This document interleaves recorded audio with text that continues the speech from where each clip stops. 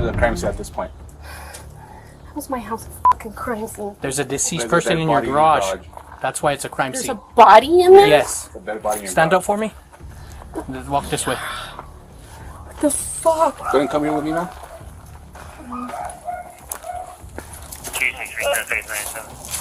October 29th, 2022, 2 a.m. While most of Santa Fe slept, a nightmare was unfolding inside a garage on West San Francisco Street. When police arrived, they stepped into a scene veteran detectives would later describe as unforgettable. 21-year-old Grace Jennings lay on the floor. She hadn't just been attacked, she had been nearly decapitated. Beside her rested a 3-foot-long sword, still slick with blood. This wasn't a break-in, it wasn't a robbery gone wrong, and it wasn't random. But what makes this case truly disturbing isn't just the brutality of the crime, it's what investigators would later uncover. Messages, plans, encouragement. A digital trail that suggested this wasn't a moment of madness, but something far more calculated.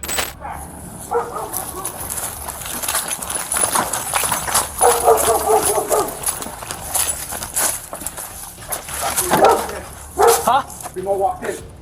Move. Kick it in.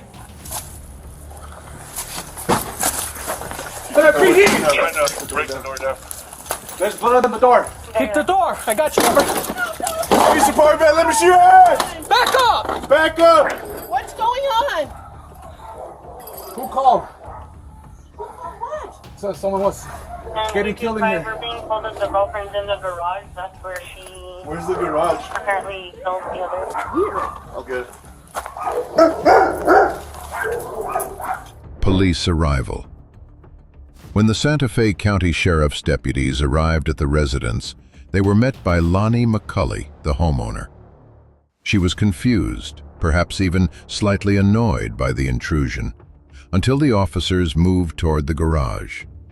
The garage wasn't just a storage space, it was a living area where Lonnie's daughter, 19-year-old Kiara McCulley, lived with her boyfriend, Isaac.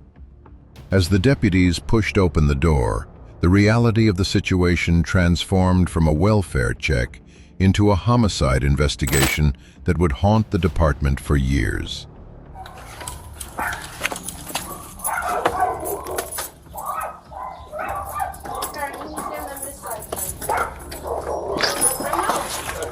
You said that the color was at the AP wire? Hey, stay off the radio right now. Yeah, we got one down, Santa Fe. What? Go back inside. Go back inside. I'm not gonna tell you again. Go back inside. Detain him, detain him. What are you talking about? Santa Fe police, anyone inside? Santa Fe police.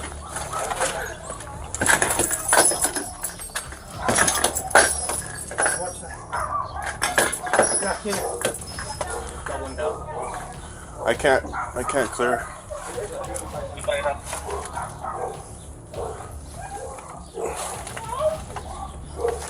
You guys want to go in?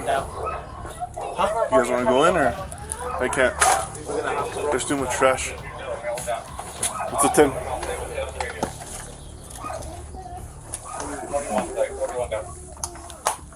It looks clear. It's right here by the door. Crime scene. Inside the garage, the scene was catastrophic. There was no medical aid to be rendered. Lying on the floor was the body of 23-year-old Grace Jennings. The scene was marked by a level of ritualistic brutality rarely seen in domestic homicides.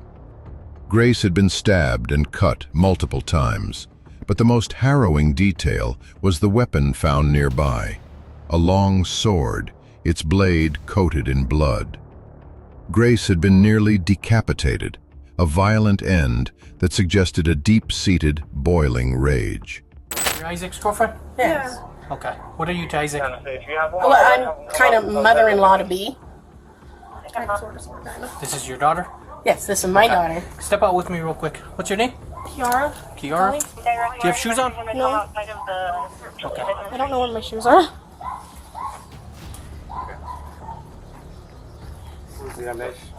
Do me a favor. This is his girlfriend. Try on for real quick. Oh, can I get some shoes on or something? Not right now. Do you get some shoes for her? We detain at this point, okay? You want to put mom in your car? Get out of here. For now. They're not going back in there. Yeah. She just came from in there.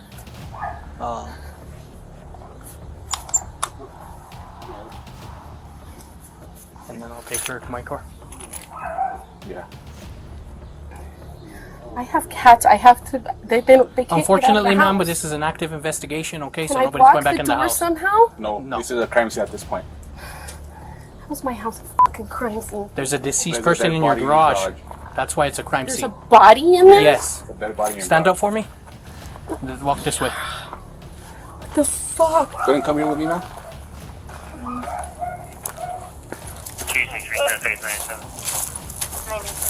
You're on board. Yo, have a seat back here for me.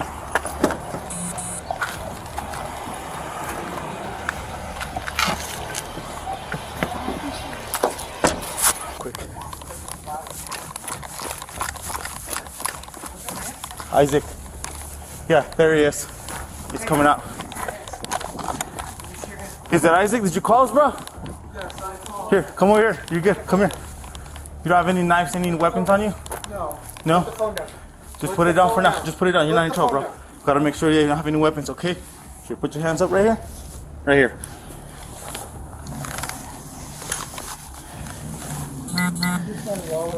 I get it. It's good, bro.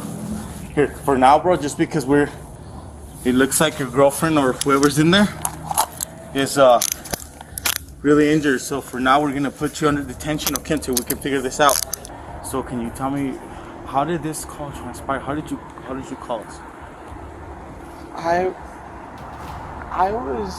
walked into the garage. I walked into the garage, and when I walked in the garage, she goes, "Oh, I just did it." And I'm like, And who was this? Kiara McCulley, She told you that? very calmly and everything, blood on her hands, and You're a little more warm. We're gonna put you behind this unit, okay? Just hang out, sit tight, okay?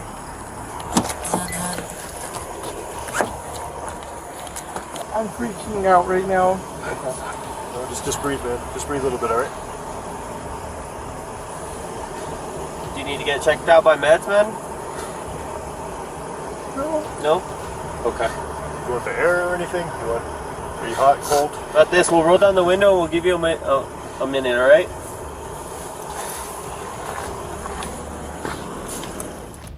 Arrest of Kiara and Isaac.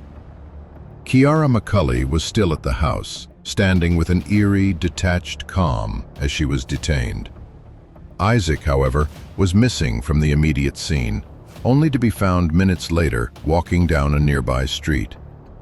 He appeared to be a man in the throes of a mental breakdown, shaking and claiming to be traumatized.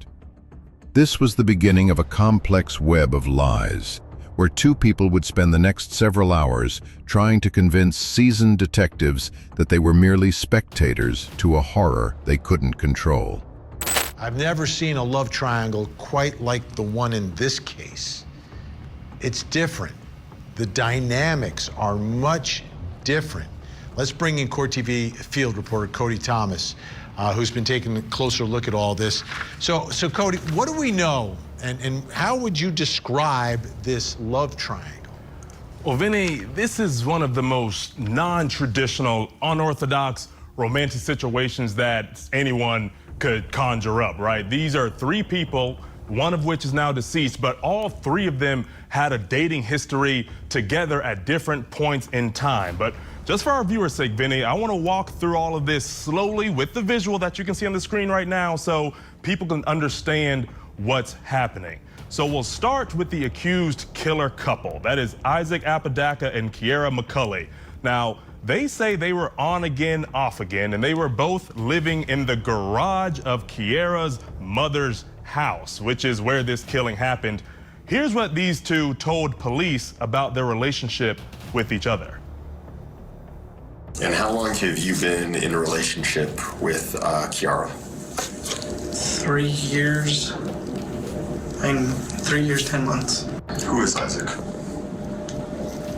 He's my ex-fiance slash friend, confusing as hell. Ex-fiance? Yeah. How so? We were engaged for 3 years. Okay. And we broke up in April this year, and it was because he was a beat. And I forgave his and let him move back in with me. Fiance, boyfriend, not a fiance. Just a very confusing situation, as she said in that interview there, Vinny. But let's take it back to our diagram to further the conversation here. So now we get to Isaac and the victim, Grace. Now, before Isaac and Kiara got together, he had dated the victim, Grace, and she was underage at the time. Take a listen to this. How long ago did you meet Grace? That was 2018.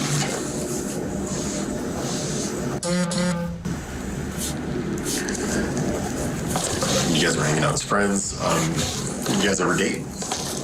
We did date. Did date? It was when she was 16, I was 20. Okay. I committed a crime there, but... Well, I appreciate your honesty.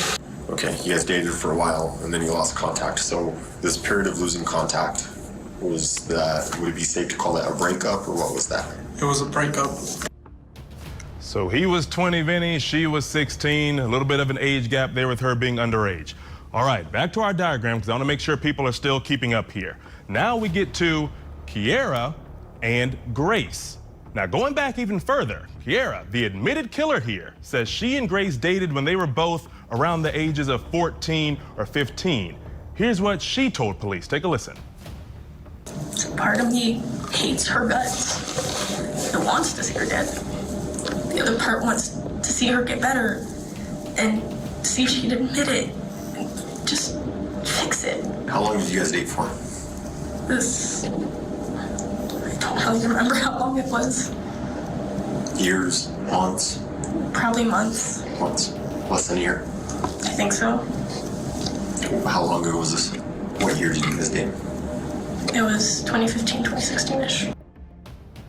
Now, Vinny, we heard Kiara reference admitting it, talking about Grace admitting it there in that interview. And what she's referring to is this claim that Grace played this role in an incident where Kiara claims that she was raped by multiple people. But Vinny, also, we got a glimpse of what that garage or room looked like from police body cam where this crime occurred. Now, these are the moments when officers responded. You'll see Grace Jennings' body is blurred. This video was posted to YouTube by the user Sergeant Pepper Spray. Now, Vinny, Isaac and Kiara explained to police that all three of them that night shared one bed, which of course prompted investigators to ask whether any one of them had any sexual relations that night. Take a listen to this. What are the sleeping arrangements like? We were all sharing the same bed. You were all sharing the same bed? Yes. Was there any sexual interaction between anyone last night? No. No threesome or nothing like that between the three of you guys? No. There was no threesome, there was no sex, nothing. Was that ever on the table? No. Okay. Was there anything romantic going on between you and Grace? No. What about between Grace and your fiance? Kiara? I don't know. So why did Isaac want Grace there? I had no clue what he wanted. Whether it was her, which, gross. Just hate gross. I've seen the kind of people she's been with. Did he her no? I don't think so. I'm guessing he didn't, because he said the worst 12 hours of my life. 12 hours in my house.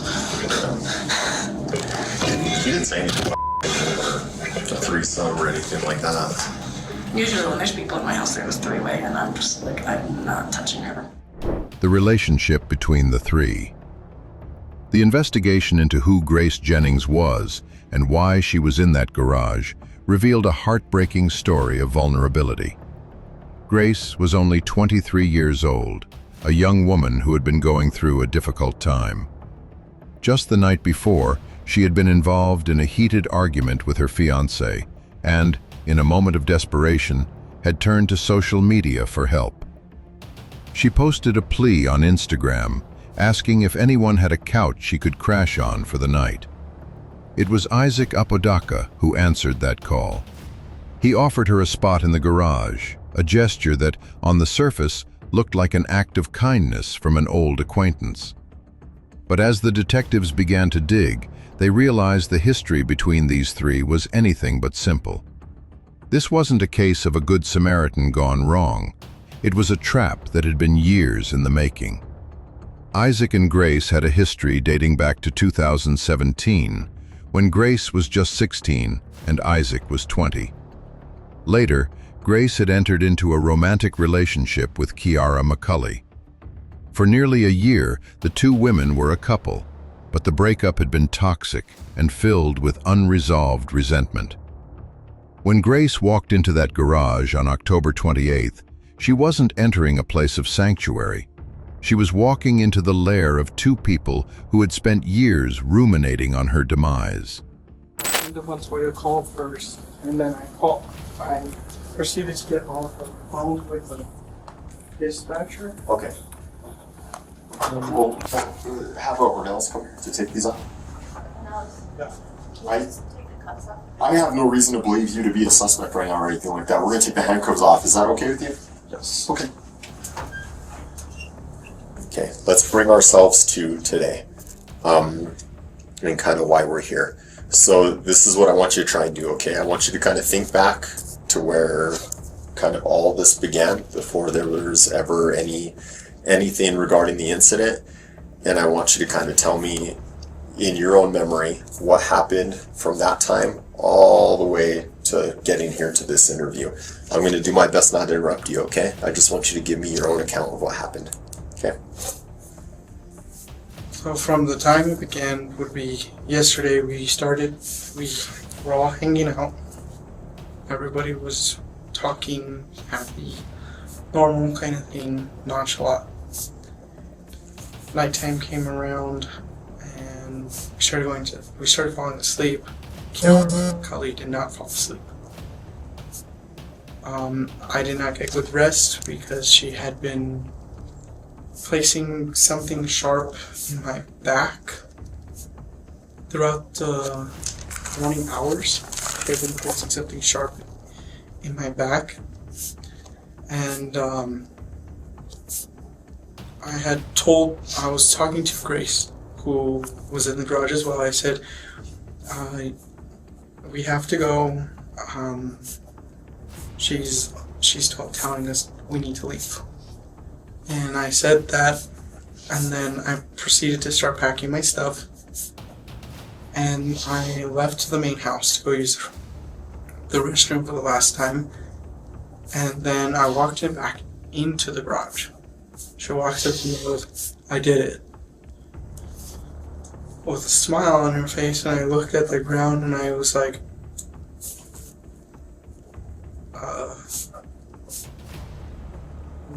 what do I do now?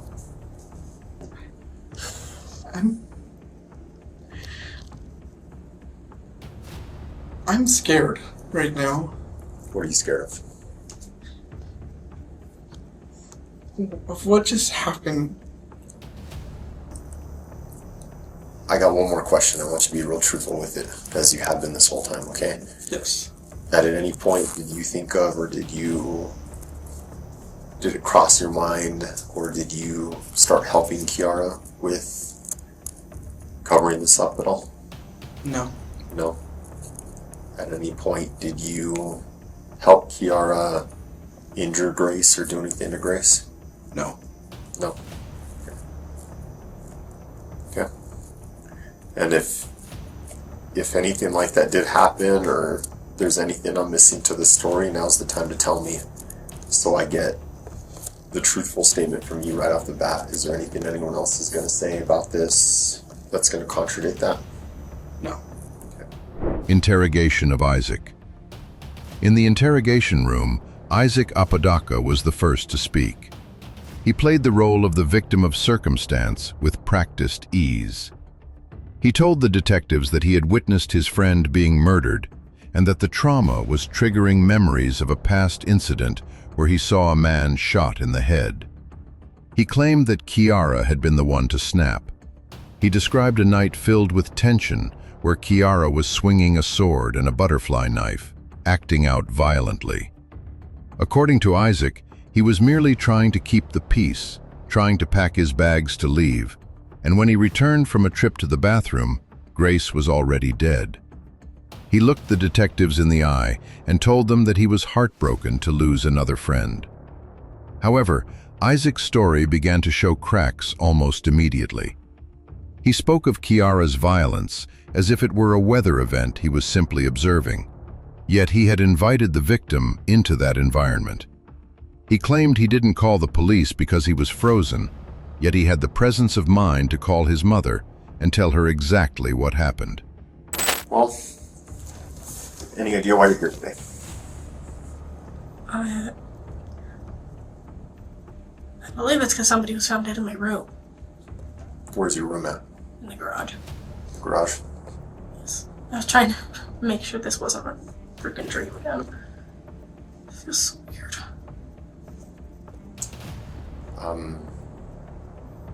You believe someone was found dead in your room. Do you have any idea who that might be? Well, so I'm really tired, but last night Isaac invited my ex-girlfriend, Grace Jennings, who now is going by Yamko, I don't know anymore. She's gone through so many name changes, it's confusing me. I always knew her as Grace, or Rose.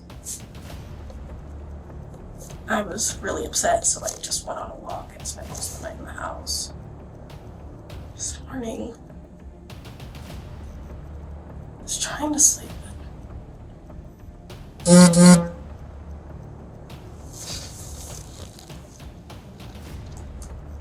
If you were blocking memories from me again, God damn it. Sorry. Who are you talking to? My best guess is that I have DID, but I'm not 100% certain. What's DID? Dissociative identity disorder. I haven't had it actually diagnosed, but that's my best guess from my research. There are different personalities that come out. Do you have names for them? Some of them, yeah. What are the names? There's Abby, and then there's, we call her Jinx because she hates people saying her real name. Jinx. Yeah. If you say her real name, she gets mad. Then there's one personality that I haven't seen in a long time. Like, I haven't communicated with her. It's with wow, I'm tired. Her name was Jess. Jess. Jessica, but we always called her Jess. Any other personalities? There's the little version of me, which actually responds to my biological name, my government name, which is very dangerous for her, and I don't want her to get hurt. None of us do. She responds to Kiara? Yeah. That's the little version of you? Yeah. Interrogation of Kiara McCulley. Then came Kiara McCulley's turn. Her interrogation remains one of the most unsettling recordings in New Mexico's legal history.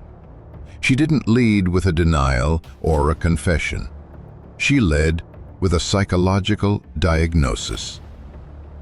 She claimed to suffer from dissociative identity disorder, or DID.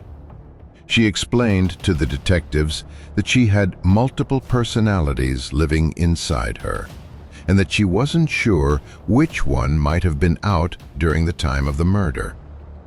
She introduced the names: Abby, the protector; Jinx, the cynical hater of people; and also Jessica, the little version of her that responds to her government name.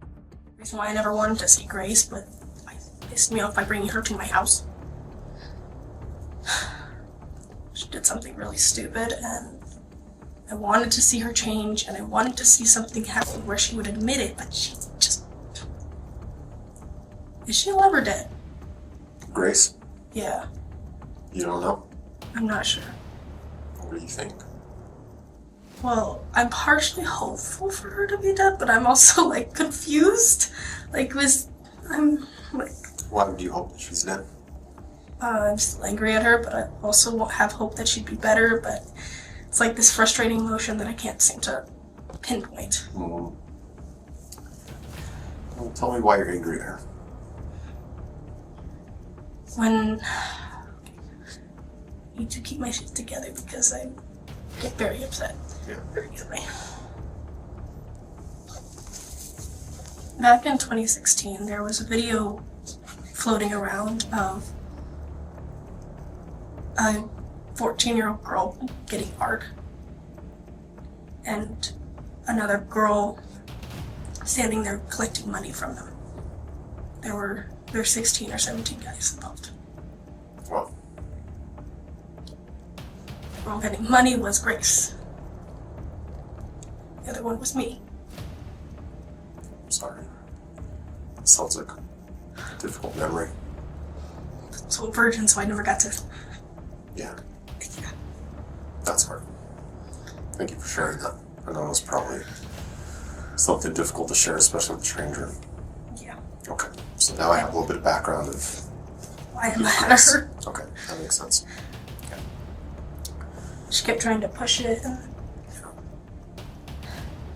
I finally started getting the memories back from that situation and found out that somebody, not quite certain who it was, put me... Calm. Sorry. It's okay. Do what you gotta do.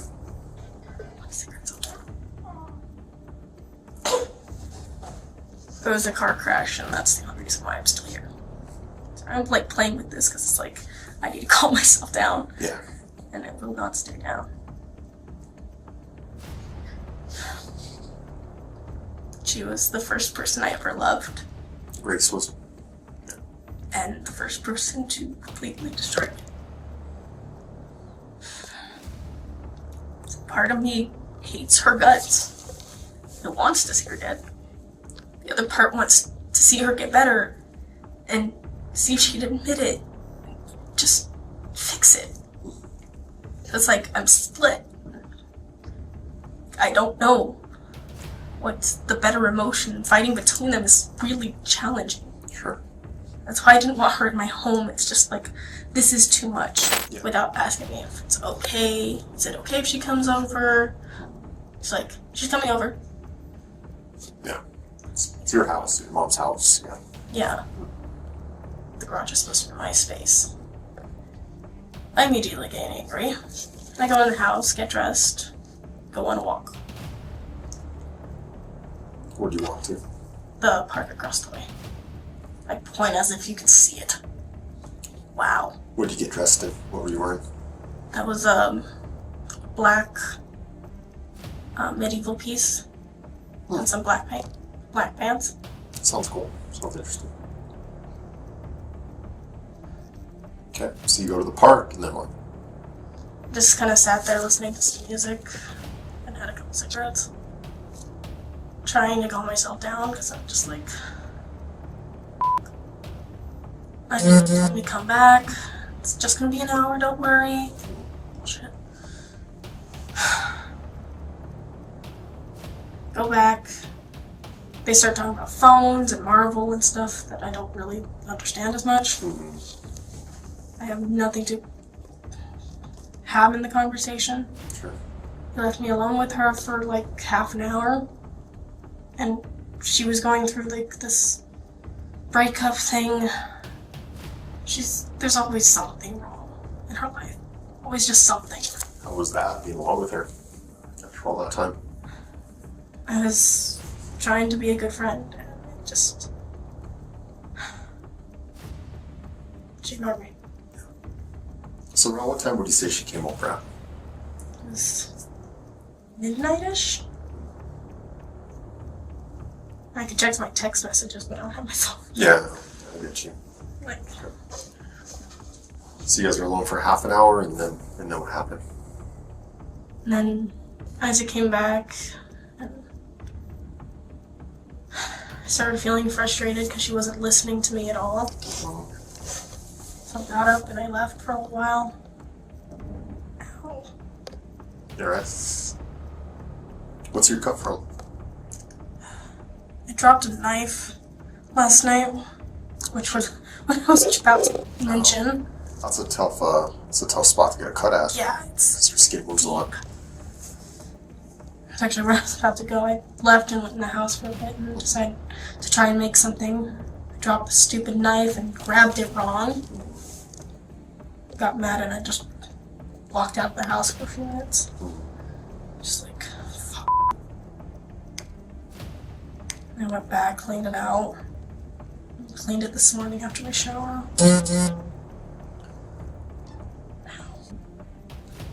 What'd the morning look like? It was like, I woke up and sat up around 9 or 10. Woke Isaac up. Woke up Isaac. And her alarms kept going off really annoyingly. Grace's did? Yeah. She just would not turn them off. Mm-hmm. Her cats kept growling. She has 2 cats of her own. Oh, she brought them to the garage too? Yeah. She kept them in a bag all night. Just not nice.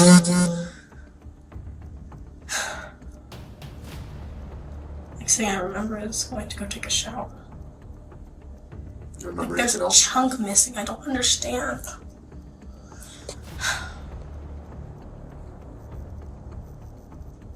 I'm confused. So you have a whole chunk of memory missing? Yeah. But you remember the whole night clearly? I don't remember most of it. It's like a little foggy because I'm like obviously exhausted. Mm-hmm. And there's this chunk just missing that I just... I'm so confused. One who was out more when she was with Grace. You said something interesting earlier. You said, you asked about Grace. You asked if she was okay, and you said that part of you would be okay if she was dead, right? Yeah. It's honest. I like honest people. I don't want to lie. Yeah. Have you ever thought about hurting her or killing her? I've had a couple dreams like that. You had a couple dreams like that? Yeah. How'd those dreams go?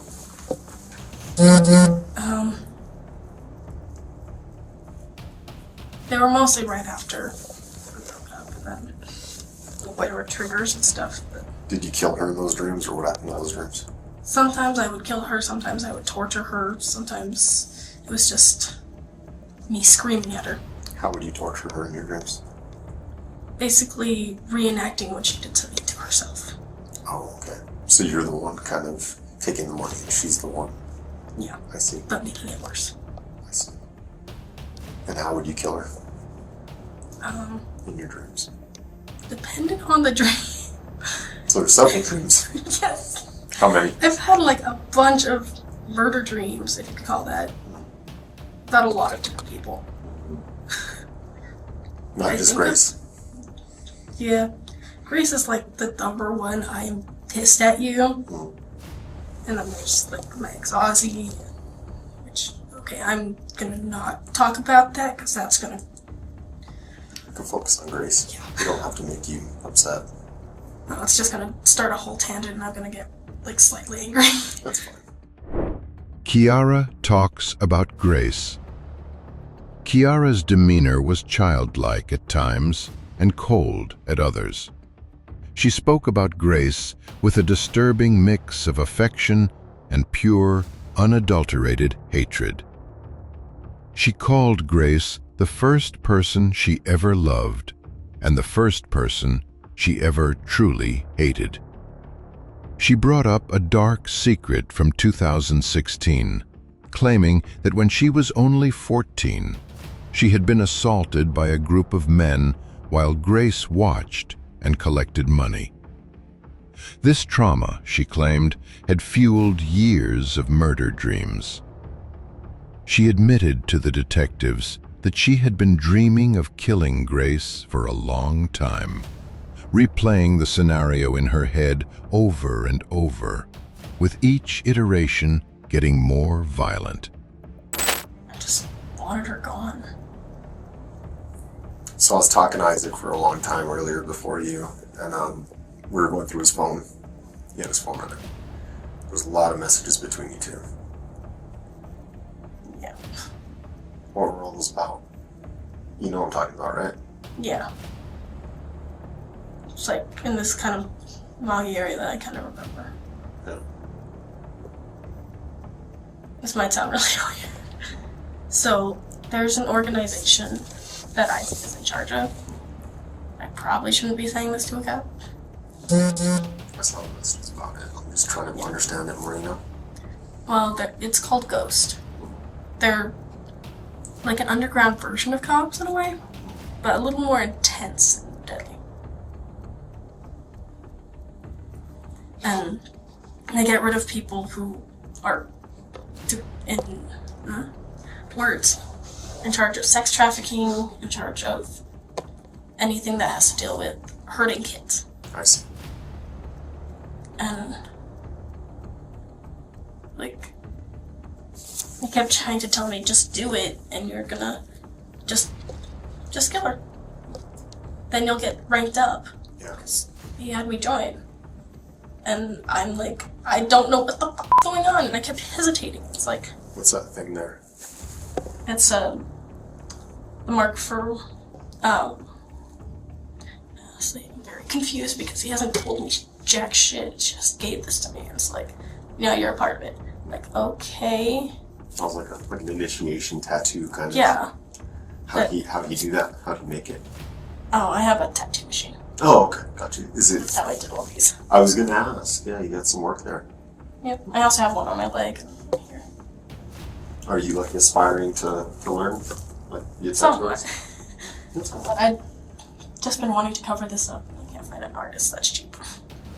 I like tattoos. You can tell. I can obviously tell. Let me see the one that No, this one. Here, you're telling us about. Yeah. What is it exactly? It's for the platoon that I'm in that I don't understand. Mm-hmm. Like, What kind of shape is it? sure.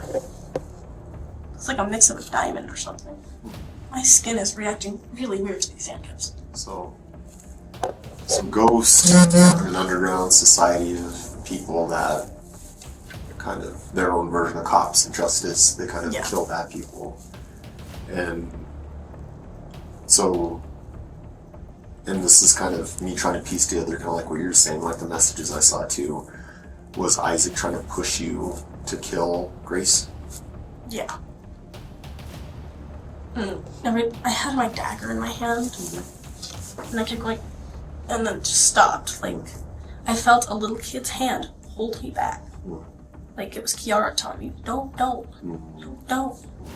Because that was also her best friend's sister growing up. Yeah. And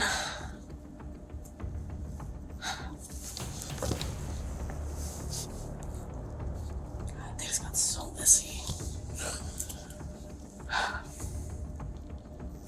That really sucked.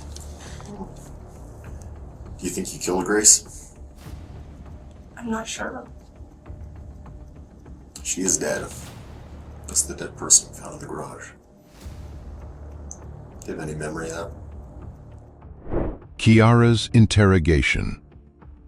While Kiara was busy detailing her internal world of alters and dreams, the forensic team was making a massive breakthrough with the digital evidence. They had secured Isaac's phone, and the messages found within it told a story that neither suspect had the courage to admit. The messages proved that the murder of Grace Jennings wasn't a sudden explosion of mental illness or a crime of passion. It was a coordinated, tactical execution. She had talked about killing me, her mom, Grace, there's a kid named Sebastian, there's a kid named Ozzy, there's a kid named Brady. The list goes on. Is that the list that you were referring to in the messages? No, No, that was a grocery list. that was a grocery list. Yes. Okay.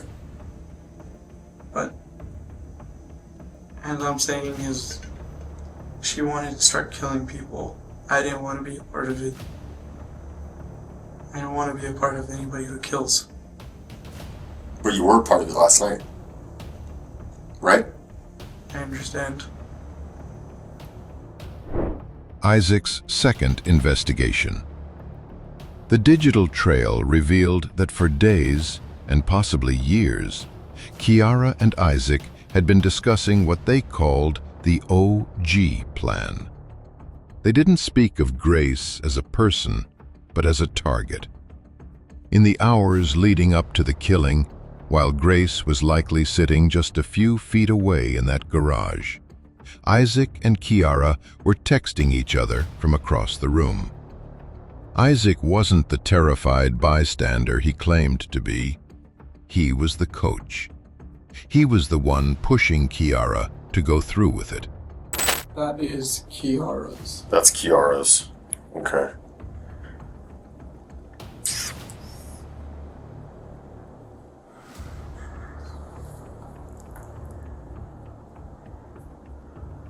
What do you mean here when you say that? Puggle, I am wanting you to kill her. You have to end your suffering by ending her joy.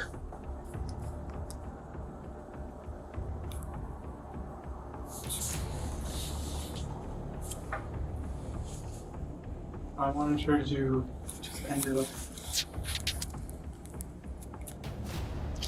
And I do mean what it means in that text. You meant what it says in that text? Yes. Why? Come on, man. Help me make sense of all this, dude. She was bringing great suffering to Kiara and Who was? Grace. Grace was bringing great suffering to Kiara, Yes. and that's why you wanted Kiara to kill Grace? Not just. What do you mean, not just? Something that, I don't know, I hate to do this to you all, but Kiara was actually a part of the, back in 2017, were you able to close the door so I could tell you this? Sure. Go for it. This is more,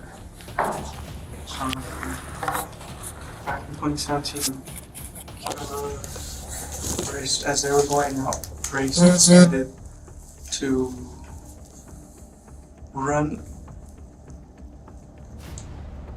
decided to sell Kiara I saw that in the messages. into sex slaves. And that is actually how Kiara lost her virginity. It was by force. I see. She had reported the report to Santa Fe Police Department, and they had actually done nothing. And that text messages, I just meant what I said. So did you want Grace dead kind of because of all that? I did. Okay. Isaac's third interrogation. He sent messages telling her that he was waiting for her to make the first move. He told her that this act would help her move up the ranks in what he described as a black market organization. He used manipulative language, telling her that she needed to end Grace's joy to end her own suffering. I remember when I cut myself, but I don't know much more than that. And how did you cut yourself again? I tried to catch a knife in the Catch a kitchen. knife? Yes. What kind of I knife? dropped it and I tried to catch it. It was, how do I describe the knife? It was, I'd show you. Cooking knife. Well, it is a cooking knife, technically. It is. It's just, Isaac was telling me about a few knives. He was telling me about a dagger, butterfly knife. Yeah, one of my butterfly knives got stolen, so I got a new one. And then he was talking about a sword. Remember anything having to do with any of those? Well, I know I bought a sword not too long ago. What kind of sword is it? It's a two-handed sword. I don't really know much else. Other than it was perfect for the apocalypse if it does come. There you go. That's the main reason for the buy. It's like, I want to learn. Do you remember anything regarding the sword, the dagger, the butterfly knife from last night? I remember the dagger. It's really dull. Like, I kept playing with it, and like, when I did try, my eyes kept telling me to just do it. And then it literally feels like somebody's holding me. Felt like somebody was holding me. So, what you're kind of demonstrating right now was that you about to stab Grace? Yeah. Was she asleep? Yeah, at least I think she was. She looked pissed off. Then it just kept stopping me. So Were you guys consuming alcohol last night, or drugs or anything? I had a couple sips of Jack Daniels, I think that's what it's called. Last night? Yeah. What about this morning? Not this morning. I just had a couple last night because I was getting, frustrated. What about Isaac? Did you drink last night? I don't think so. Kiara's interrogation. Kiara, for her part, responded with terrifying specificity. She spoke about the difference between a dagger and a sword, deciding that the sword was better because it would cut like butter. She texted about wanting the death to be instant and asked about what to do with the mess. At any point, did you help Kiara injure Grace or do anything to Grace? No. No. Okay. And if anything like that did happen, or there's anything I'm missing to the story, now's the time to tell me, so I get the truthful statement from you right off the bat. Is there anything anyone else is going to say about this that's going to contradict that? No.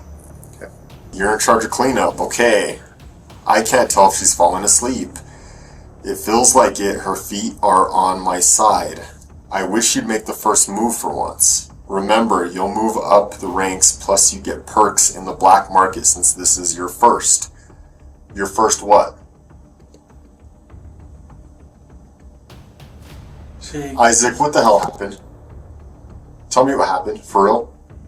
Can we stop making up lies about these messages? What the hell happened last night? She was messaging me planning on how to kill her, and... Who was messaging you planning on how to kill who? Kiara.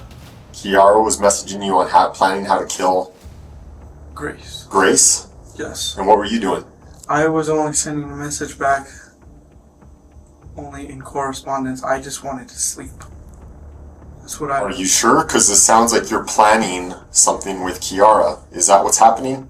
Don't lie to me. What's happening here? I can see the messages. I'm not dumb. This isn't the first time I've done this. What is happening?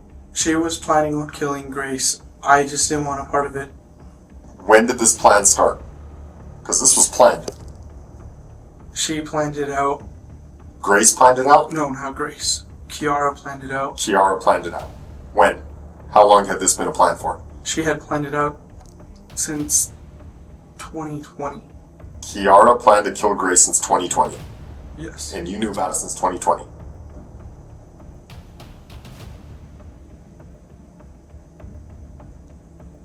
I wish you would just stop with all the, what I feel like is you trying to figure out lies every message we go through.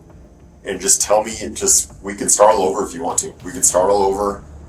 Trust me, it'll feel better when you get it all out there.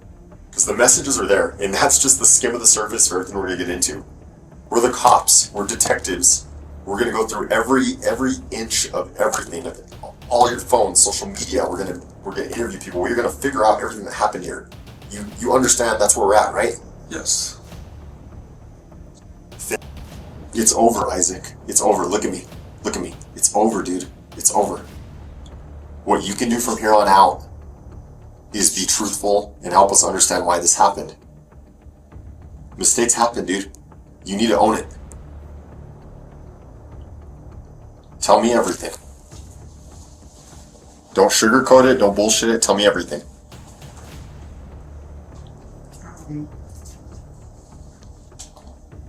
I can agree I made a mistake texting back how I sounded. I can agree that she wanted me to help and it sounded like I wanted to help. I didn't want to help. You didn't want to help, No. but you wanted her to do it. She wanted to do it the whole time and I didn't. Did you want Kiara? No. You did not want her to kill her. No. What did you want? I wanted a peaceful resolve. So what about all those messages where you're pushing her towards it? That wasn't a peaceful resolve. If I had looked up a stream of messages and it's you telling her, no, be peaceful, don't do it, chill, put the knife away, why are you being like this? That's understandable. That's reasonable. That's in line with what you're telling me. Do you want to go through all those messages again? We sure can. And I can see if you can come up with the same lies again. Do you want to do that? No. Then stop telling me you wanted a peaceful resolve when we know you didn't. And tell me what happened. Why were you guys doing what you were doing? I was doing it out of the kindness of my heart to stay because she needed a place to stay. Yeah. And her mom called me. Let's fast forward to later on, to when you guys are plotting and scheming. Why were you guys doing that? What's the point? Isaac's interrogation. When the detectives confronted Isaac with these messages, the shift in the room was palpable. The traumatized man disappeared, replaced by a stuttering, desperate suspect who realized the walls were closing in. He tried to claim the messages were a joke, or that he was just agreeing with her to keep her calm. But the detectives weren't buying it. The evidence showed that Isaac had actively encouraged the murder, had provided the weapon, having bought the sword for Kiara recently, and had stood by while the woman he claimed to love was butchered. About killing people and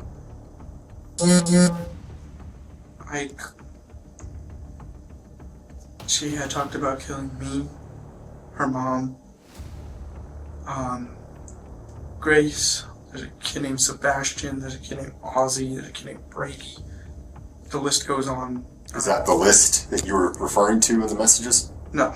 No. That was a grocery list. That was a grocery list? Yes. Okay. But, and what I'm saying is, she wanted to start killing people. I didn't want to be a part of it. I don't want to be a part of anybody who kills. But you were part of it last night. Right? I understand. Were you or were you not? Look at all the messages you were telling her. I was a part of the messages sounding schemish and plotty kind of feel. I don't know how to say words now. The second investigation of Isaac. The investigation also turned toward Kiara's social media presence, which revealed a disturbing obsession with death and violence.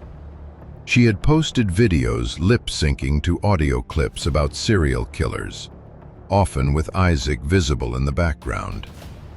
In the days leading up to the murder, the tone of her posts had shifted from normal teenage content to something far more sinister, featuring creepy audio of people dying. It became clear to the investigators that they were dealing with two individuals who had fed into each other's darkest impulses, creating a shared delusion of black market ranks and ritualistic revenge. The fallout of the case devastated the community and both families involved. Isaac's parents were horrified, struggling to reconcile the son they knew with the man who had facilitated a decapitation.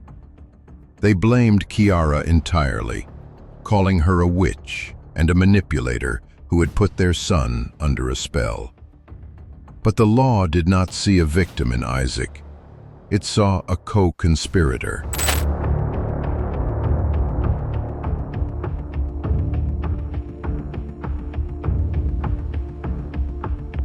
Kiara's sentence.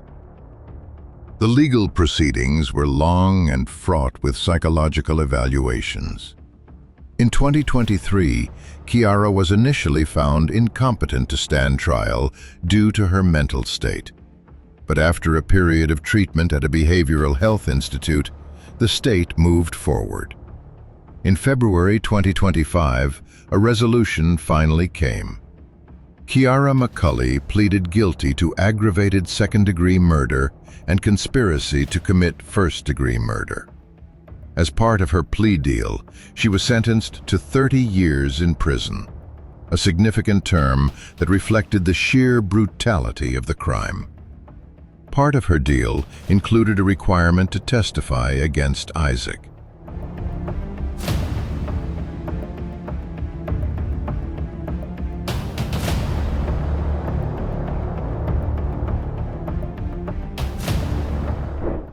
Isaac's charge.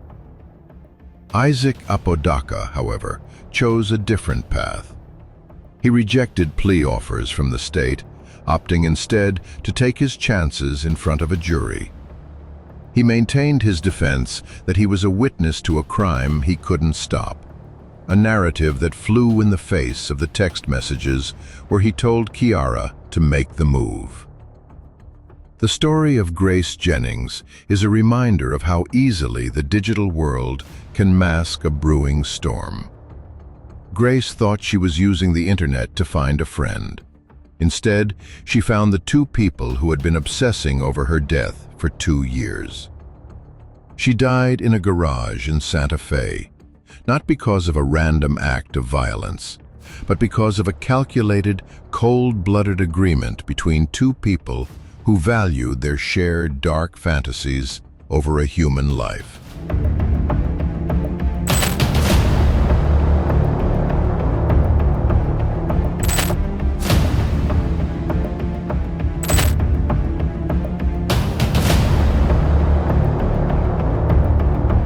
As the sun sets over the New Mexico landscape, the memory of that morning in October 2022 remains a scar on the city. It is a case defined by the sharp contrast between the personalities Kiara presented to the world and the cold, hard data found on a cell phone. In the end, it wasn't the altars or the murder dreams that told the truth. It was the plan and the encouragement to end her joy that revealed the true nature of the monsters in the garage. Grace Jennings is gone, but what remains is undeniable. This was not random. It was not impulsive. It was engineered. And while Kiara wielded the sword, the messages prove Isaac handed it to her. Justice for Grace means holding both accountable, the hand that struck and the mind that commanded it. In the end, the garage on West San Francisco Street stands silent. But the echoes of that night, the blood, the sword, the broken trust, will continue to demand answers long after the verdicts are read.